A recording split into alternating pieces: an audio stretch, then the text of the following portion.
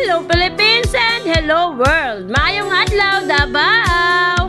And for today's video, naata diri sa City Gate, Buhangin. Naata diri sa Grand Mall, Buhangin sa LTO. Kay nag-renew ta sa atoang lisensya. Ug makita nato sa video, mga angkol ug mga auntie, ayan, gamay ra kaayo og tao dinhi. So advice nako sa makadtong mga mo renewhay og lisensya, simple lang kaayo mo renew. Og dali lang kaayo ang proseso sa pag-renew.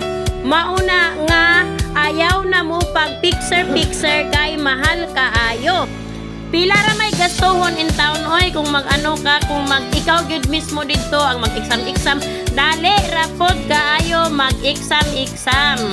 Sisiw ra kaayo na lang kay pilapan didto inya naay mga pangutana ug ang exam based man pud na sa kuan sa traffic light sign. So dali ra, pwede ra pod ta mag online exam para dili na ta ma-pressure. Inig-adto na to sa LTO, mag-online exam na lang ta para mas dali. O, diba?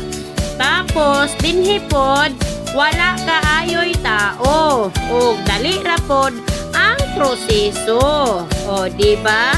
So, sa mga doon din ha, sa City Gate, Grand Mall, Buhangin, dinhi na lang mo pag-renew. Kay dool ra o gamay ra o mga tao.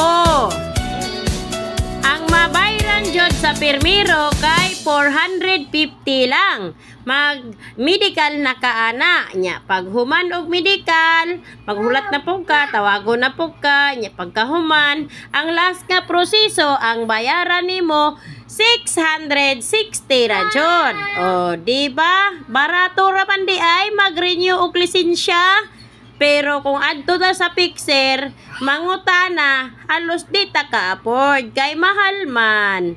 O, diba? Mao nang kamo diha mga undo ug mga inday, kung plano ninyo mag-renew og lisensya, pag anginod lang mo dere sa City Gate, Buhangin, at bang sila sa Cebuana, Luwilier.